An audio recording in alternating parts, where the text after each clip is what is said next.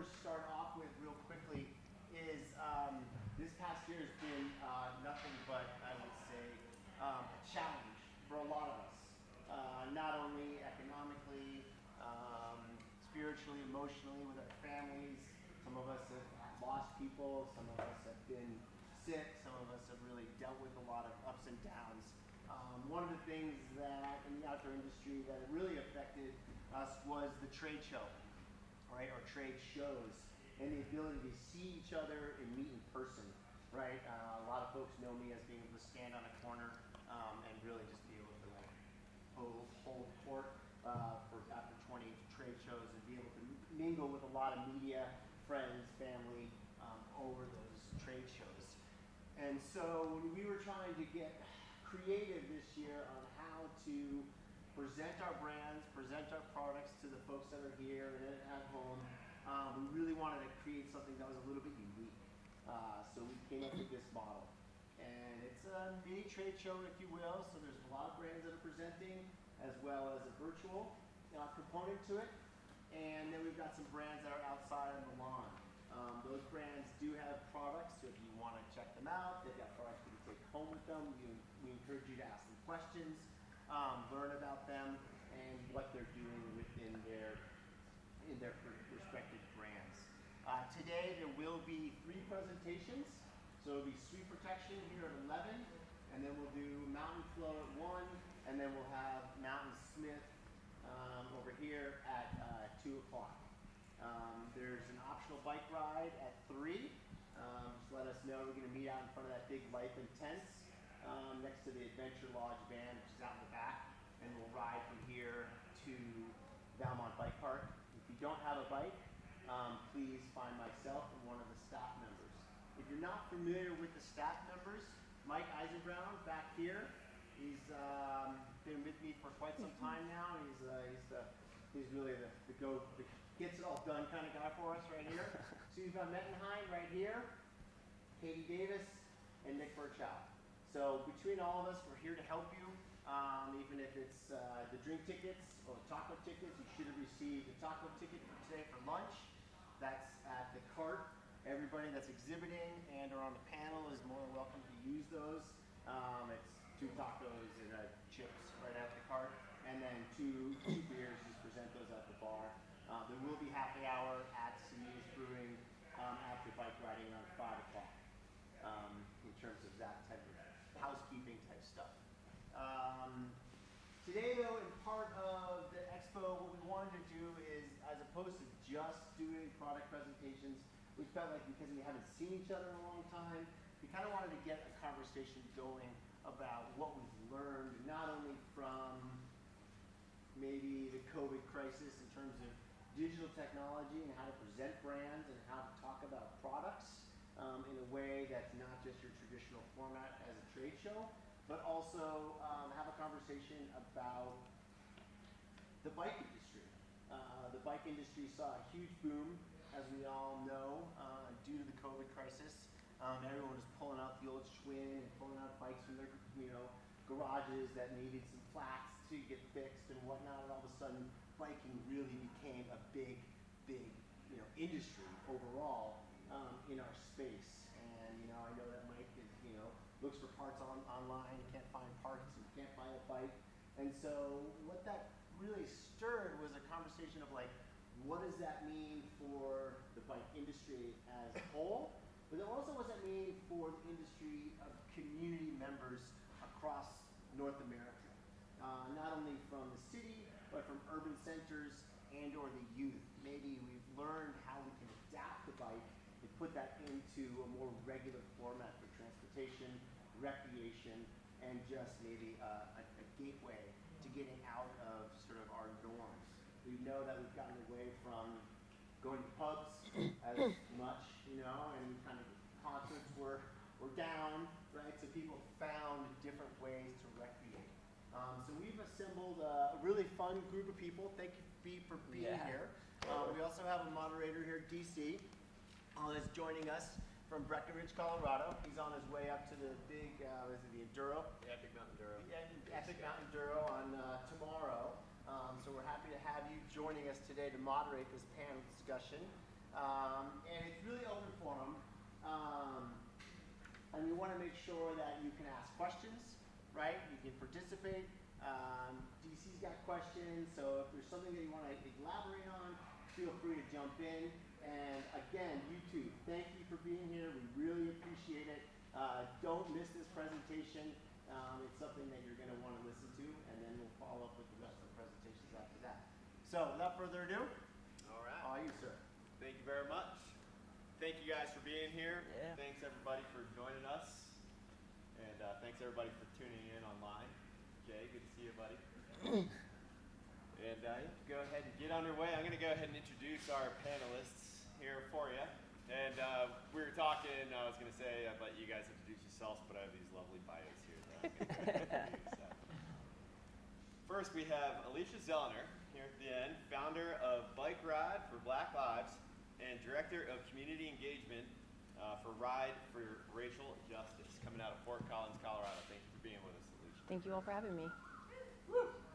Alisha was born and raised in Colorado Springs, graduated from CSU with a double bachelor's in psychology and sociology. Go Rams. Went on to receive her master's in justice policy from UTSA and is seeking her second in social work from MSU Denver. Prior to law enforcement, Alisha was a mental health counselor for 5 years in adolescent residential treatment facilities. She's climbed over 7 14,000-foot mountains. Go ahead and add up all that Sweet. Run 40-plus races, crossed the finish line of the Athens Marathon, completed 2 Ragnars, 2 sprint triathlons, and played semi-professional full-contact football. Nice. In July of 2020, Alisha founded Bike Ride for Black Lives. She believes in living life epic. In her spare time, she likes to solve the Rubik's Cube. So. Cool. Thanks for being with us, and I'm tired just from reading that bio. Next, we have Craig David, Development Director of Community Cycles. As a longtime Boulder resident, Craig joins the CC team with a passion for all things cycling, particularly when it's on a mountain. Every once in a while, he dabbles with restoring and bringing back to life classic mountain bikes. Definitely a cool hobby there. With a background in physiology, brand marketing, and building community, you'd likely see him out on a bike meeting discussing ways to make local cycling innovation happen. So, thank you for being with us, Craig. And next we have Jack Foersterling, coming out of Denver, Colorado, copywriter and editor for manager for PeopleForBikes, a bike mechanic by trade, definitely a good friend to have, especially on long rides, and an outdoor journalist by education. Jack found a perfect match as PeopleForBikes copywriter and editor. With a mission of making biking better for everyone, the National Bike Advocacy Organization unites millions of Americans, thousands of businesses, and hundreds of communities across the U.S. to make every bike ride safer, more accessible, and more fun. Definitely important things. Jack fully embraces PeopleForBikes mantra that when people ride bikes, great things happen. I believe that as well. Absolutely. And Yeah. And last but not least, Mr. Jake Hopfinger, coming out of Bozeman, Montana. Howdy. Professional athlete. I met him a couple years ago announcing up at the Jackson Hole Kings and Queens of Corbett's big mountain event where you were one of the first ones to double backflip into Corbett's. Oh, yeah.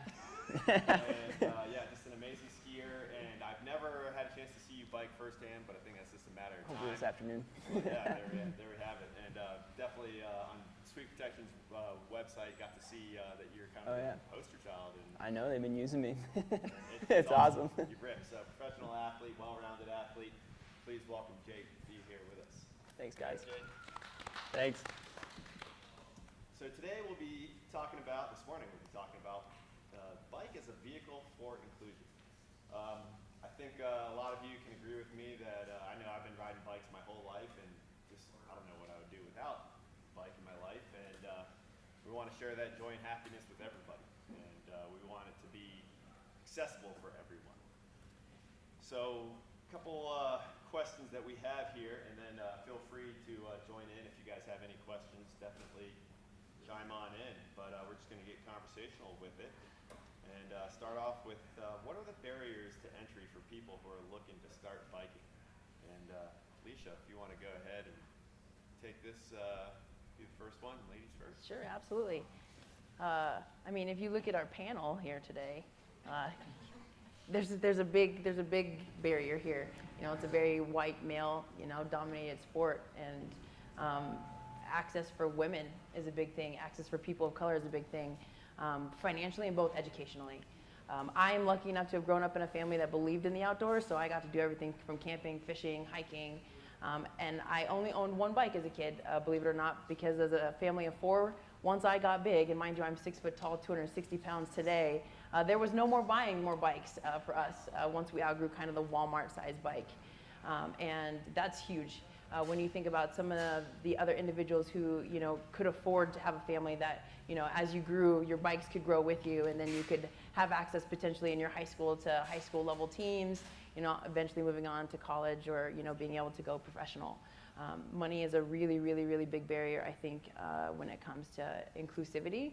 And not only that, but like the neighborhoods that we live in and grow up in, you know, do we have access to bike lanes? Do we have access to bike stores? Do we have access to mechanics, et cetera? If those things kind of don't exist, it's like once your bike does break down, that's kind of it for you. And Craig, for you, what are some of the barriers that you see for entry for people who are looking to start biking? And what do you think we can do about that? Yeah, definitely. To kind of piggyback there, a lot of what we see to kind of help paint the picture with Community Cycles is we're an organization that PeopleForBikes supports, you know, at the hyper-local level. Part of our program actually recycles and then upcycles bikes into that ecosystem that Alicia's talking about. And so what we see is, I think it starts at the education level and helping them understand that when they do get that bike, there is a resource that can, fix it, that can help them understand, you know, they need a helmet for safety, right? A lock, and just some of the things that, to your point, DC, we grew up with bikes, and it's just like putting on your shoes, right? But there's this whole kind of probably nuance that seems like a big barrier to jumping on the bike and using it for fun or getting to work or the store or whatever that is. So I think for us, we really try to focus on A, the education, which helps bring down those barriers, and then B, you know, hey, when you've used the life of that bike, you know, it could be an entry-level mountain bike, it could be a road bike, and you want to go on to triathlon or mountain biking, you know, pay it forward and, you know, help upcycle it. Because I think that's the ecosystem that if we expand that, then we help level the playing field, so to speak. Love it. Jack, if you want to go ahead and elaborate on some of the barriers entry for people who are looking to start biking and some ways that you think we can make that barrier just disappear. Absolutely. I think kind of like it was talked about, price is definitely a huge one.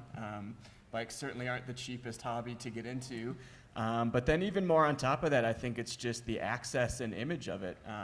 So many people just think of biking as this rich sport for people in their Lycra and their $10,000 bikes, and they see the people out there and they're like, oh, that's not for me. That's not how I would bike. And I think it's breaking down those barriers of showing people that biking is for everyone.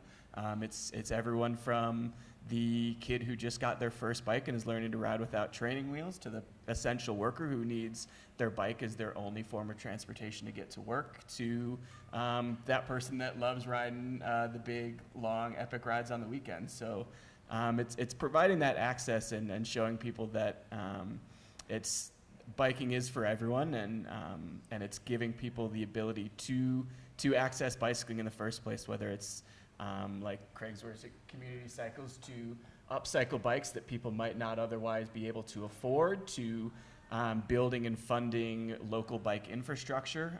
You're not going to ride a bike if you don't feel safe or have somewhere to ride, so providing that infrastructure for people to ride on and places to ride to, just like Valmont Bike Park down the street.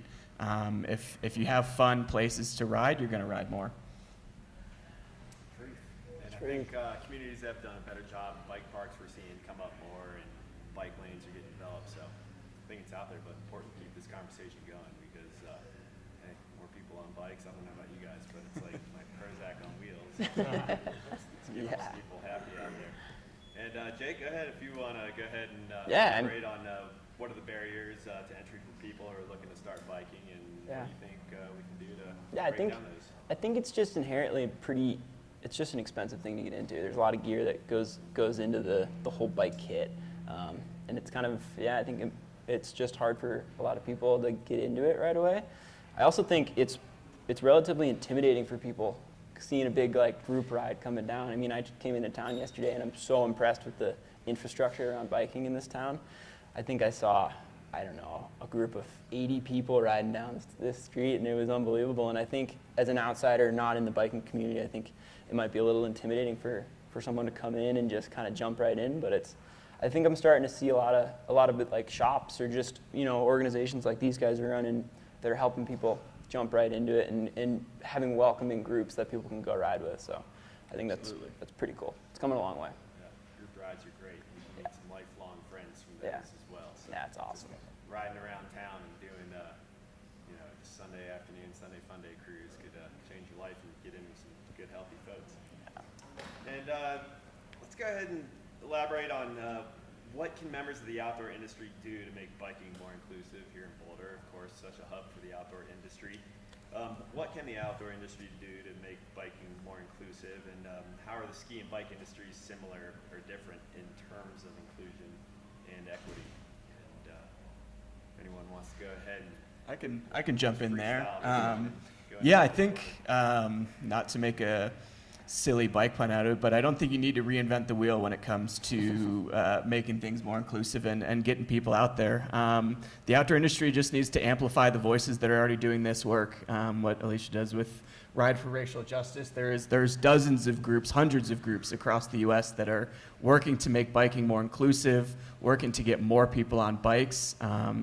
And yeah, with your brands and the money and marketing you have behind your brands, amplify those voices. So many of those smaller organizations don't have the reach that these large outdoor brands do. So being able to tie your brand to pick one of your dozen local bike groups that is getting new people out on bikes, that is working to get people biking more. So yeah, I think that's the biggest thing you can do is amplify the voices that are already working in that space and ask them what you can do rather than trying to just start something brand new yourself. Yeah, and just to jump on that, I think brands need to be not afraid to have the conversation with their audience. I very much experienced in the last year making a cover of a well-renowned magazine, and a lot of the comments that were posted underneath the fact that was the cover was riders and athletes being upset with a company wanting to be on board with making a difference in the industry. And instead of engaging with that audience and talking about why it was important to amplify the voices and what the work they were doing, they shut it down. And they just kind of no longer allowed comments. They didn't engage in that conversation. And I think too often we have people who are afraid to have that conversation, but there's growth in engaging with your community and letting them know that that's the direction you want to go, is to be more inclusive, be more diverse, and be more equitable. Additionally, it's not just about amplifying the voices alone, it's about taking steps to make it happen. I can talk all day about how helmets don't fit black women and the hairstyles that we have. I can talk all day about how kits aren't made for bigger women, or just larger bodies altogether, and having a lot of conversations with some very prominent cycling kit companies about how we just want to target a specific audience. But you're targeting the same audience you've been targeting for years, and you're missing out on 90% of the other population that equally loves cycling, wants to look great, but also comfortable while we're doing it. And so for me in the cycling industry and just getting into it, those are the two biggest things that I would urge brands to do, is engage in those conversations. Don't be afraid to reach out and ask the right kinds of questions, and then really start looking at how can you market to the bigger audience that equally wants to be involved in the sport. That's great. Well, thank you very much. Jack, sorry, do you mind if I share a microphone with you? I just want to make sure everybody can hear online, so thank you guys. And what about just your everyday rider? How can, people that are tuning in, they're like, well, I don't work for one of these big brands or something, but I am an everyday rider. And most people think they are inclusive, but what else can people do to just be inclusive, just your everyday rider, to get more people involved and make it easier? I think from our standpoint, the ability to give, I'll kind of simplify this, give your gear extra life, right? And this idea of upcycling, if you've got something, just go donate it. It's that simple, right? I mean, somebody may not be able to fit in your shoes or your helmet, but you know, you've got tires laying around, you've got that single speed or the old mountain bike that it just needs some chain lube and new brake pads, and again, you're giving somebody else the opportunity to do what you've probably been doing for a really long time. And I think it's just seeking out where that resource is. And I know PeopleForBikes has a lot of those connections and infrastructure. So it doesn't have to be complicated, but yeah, you just kind of have to look and understand that all these resources that come from, the prominent big brands, somebody else can get the extended life out of it. And then how do they get the bike? I mean, how do you distribute the product to a different organization that maybe is not in a older ecosystem? Sure, and that's a great question. I wish I had the best answer for that. I think we do need more back to the other arm of community cycles is advocacy, right? So the cycling infrastructure that PeopleForBikes really advocates for, taking that a step further and asking, like I know in Fort Collins, I think it's called the Co-op, they have a similar program, but I think great question, I think it takes the brands finding the entities that they can at least reach out and touch and say, hey, let's create just communication on the simplest level, exactly, to say, hey, we've got bikes, and I'll speak for us, anywhere from $300 to $1,000. Well, a $500 mountain bike, or I'll say road bike, triathlon bike, could change how you continue to cycle, right? Just you figuratively, somebody is going to get another 5 years out of that.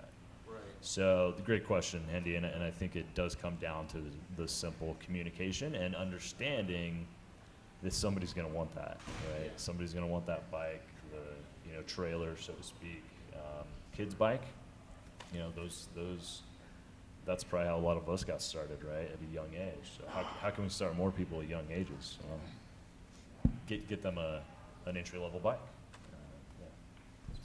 Yeah, I think along with that, just on the individual level, even if you don't have a huge platform or voice, it's just looking within your immediate group. Like Jake was talking about, the big group of riders going through town. If you're a part of those riding groups, look around. Does everyone look the exact same as you? And if they do, work to find people who don't, work to find the people who might be kind of on the outskirts of the bike community and invite them on those rides, invite them to the events that you're going to, ask them, hey, do you need help fixing your bike, or do you need any old gear, just like Craig is saying, of getting the people who are on the outskirts or just kind of right on the cusp of entering the scene and really pull them in and show them how fun it is to be there and keep inviting them back. I like what you said about if you see someone that's on the outskirts, or if something looks wonky on their bike, like help them out. Make an effort to get in there and give them a hand. Because I know I've appreciated when mechanic friends or people that are just more knowledgeable, better with their bikes, are like, hey, you need to fix this. Yeah. None of us got to where we are by doing it all by ourselves. So it's all about building a community and helping each other out. Sorry, Jack. Thank you very much. And the future. What does a better, brighter future for bicycling look like for you guys? What do you think? I think just seeing the infrastructure grow around, so I'm in Bozeman, Montana. That's where I call home, and it's quite a few steps behind where Boulder's at right now. But I think that there's a lot of steps and institutions going in right now in the Bozeman area to grow that cycling community. Around here, I see bike lanes everywhere, and it's just really cool seeing the bikers have kind of the right of way in the city. And I think that's going to go a long way as we start to see infrastructure grow.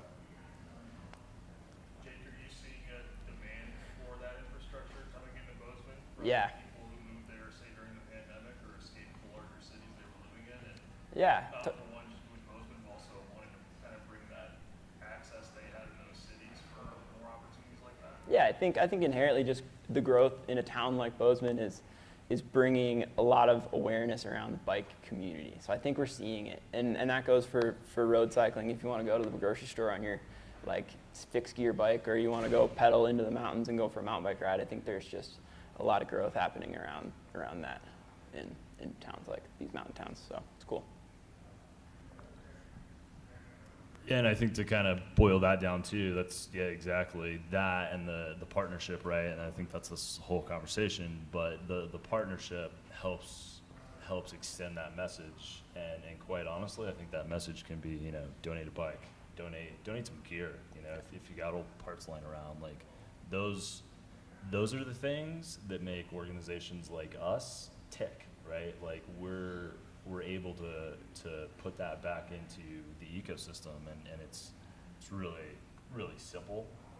But yeah, we just have to look for it, right? We have to be able to connect with those places. So connections maybe is the message there, right? Better cycling through connections. And you're talking about donating gear. Is there something for people that are tuning in, or anyone here that's affiliated with bike shops, that you would like to see bike shops do to be just more welcoming to and having a program where people can donate their gear?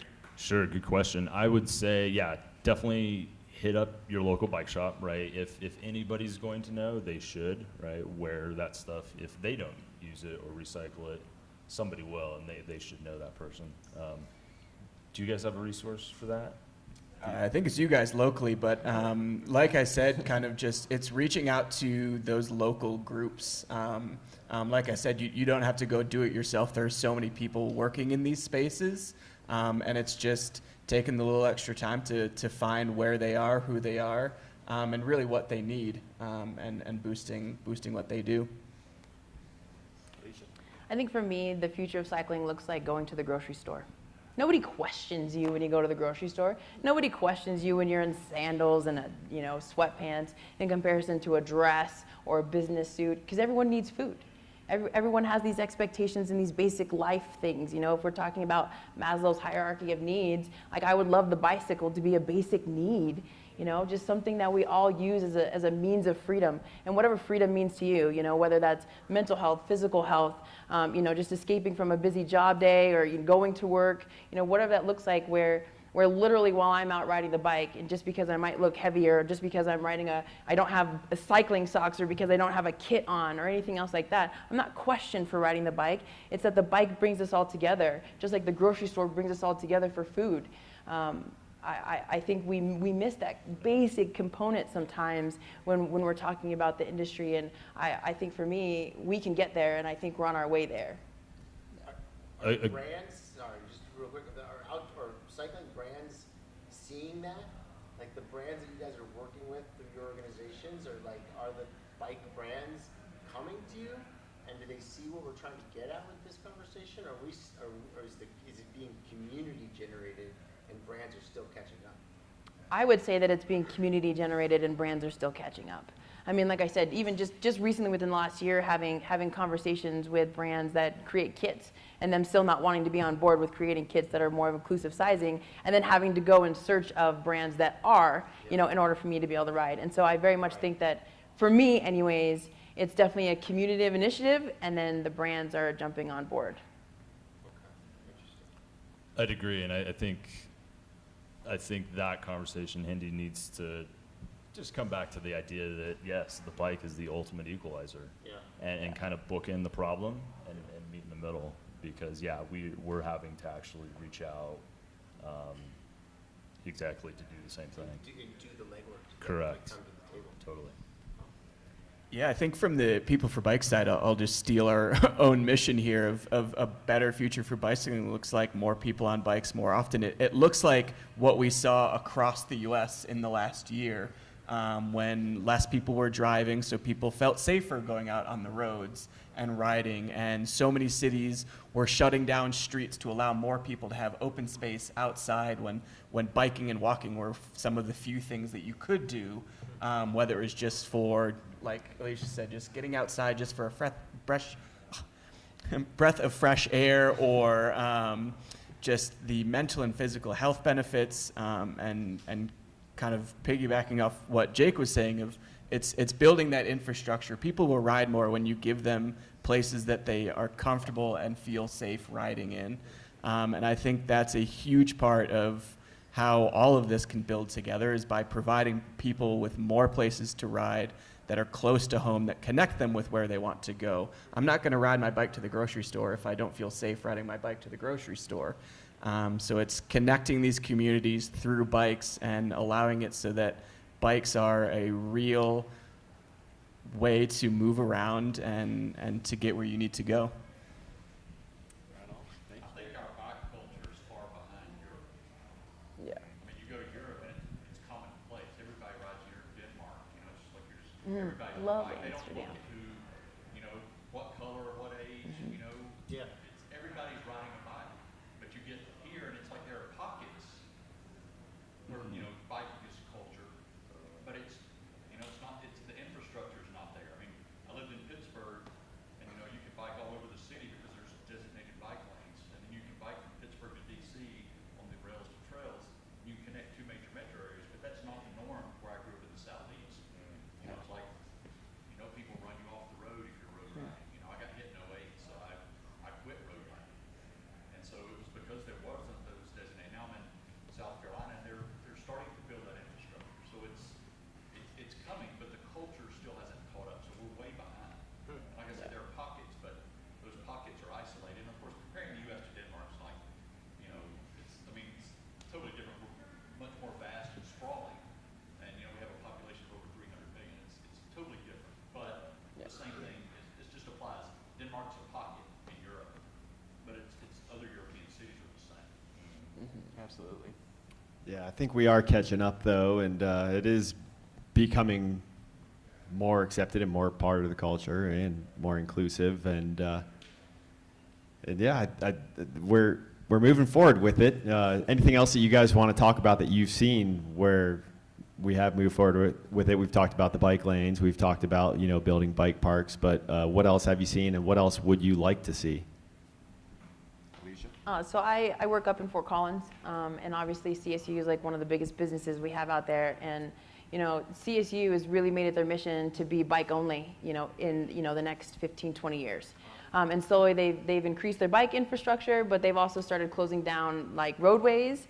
They've started making parking lots like only accessible on the outside of campus, so that really bicycles become the main mode of transportation. And, you know, seeing that, like, I love it because there's so many more bikes that we have on campus than I think I see, you know, in many of the other cities that I, you know, visit, or many other campuses that I visit. And so that's one way that I see towards the future, is that, like, obviously, you know, using bikes as that mode of transportation also, you know, helps save the environment, and that's huge. Yeah, and I think with that too, it sounds like CSU kind of took what many of the European cities that were mentioned, with that mentality of they make bicycling the easiest form of transportation to get from one place to another. You can make it equal to cars, but sadly, a lot of people will still just, well, it's okay, like I'll just get in the car for 5 minutes. And if you prioritize biking in a way that makes it the easiest, simplest way to get from A to B, more people are going to ride.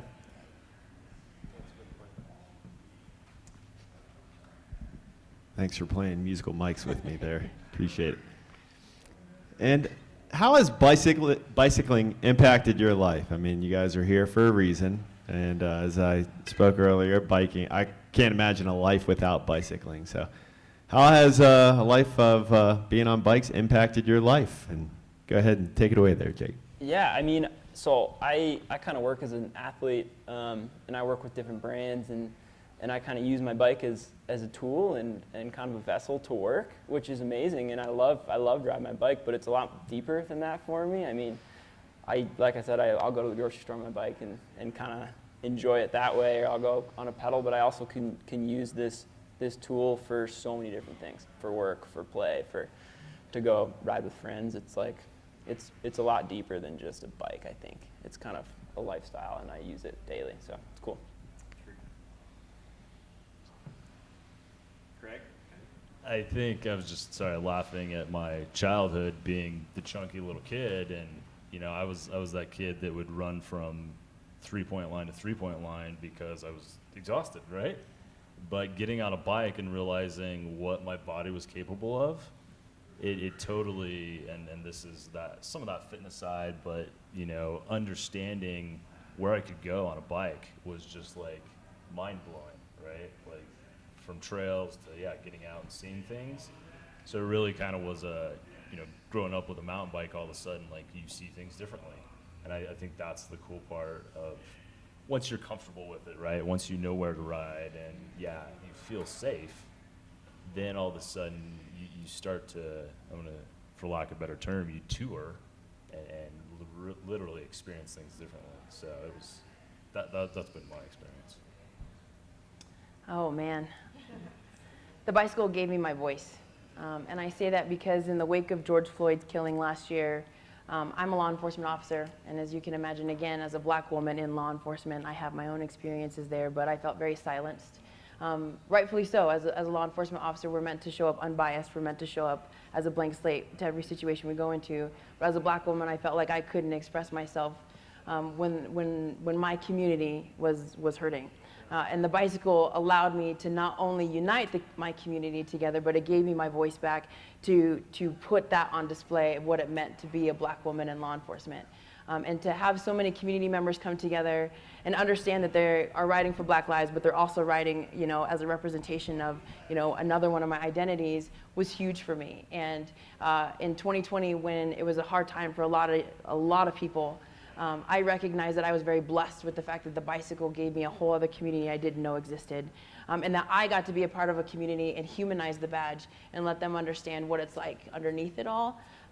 And that my heart beats just like everybody else's, and just like you all, we all ride a bike, and that's what is the commonality between all of us. And so the bicycle, while I've ridden it for triathlons or through the streets of Amsterdam or in California and San Diego, really last year the bicycle is what gave me my voice back. That's going to be a hard one to follow up here. I'd say it's been everything for me. It's my favorite hobby. It's my career. It's everything I love to do. I grew up. My first job was working at a bike shop in my hometown, and it's taken me across the world. I moved to New Zealand to work at a bike shop. I started a bike shop on my college campus, and it was the best college job I could have ever asked for. All I got paid to do was fix people's bikes and see people who normally wouldn't call themselves a bike rider or a cyclist fixing up their bike or just introducing them to bicycling, and see the pure joy on their face. My whole life I've been my friend group's bike guy. In the last year, I can't tell you how many people have asked me, so I really want to get into biking. How do I do, can you see this bike that I'm looking at buying online and all of that? And just seeing the pure joy on people's face when you remind them that no matter when you stopped biking last, you get on a bike and it's just like riding a bike. It comes right back, and the joy you feel is the exact same joy that you felt riding a bike as a kid. And the people I've seen and been able to introduce that to again is amazing. And it's just been an absolute pleasure, and to combine my passion with a career. Thank you very much. Any other questions? Did anyone have a question for our panelists out here at all? And otherwise, I'm going to pass it on back over to Hendy. And Thank you guys. Appreciate that. thanks everybody for tuning in. Thank you to our panelists. Appreciate it. See you guys on the trails.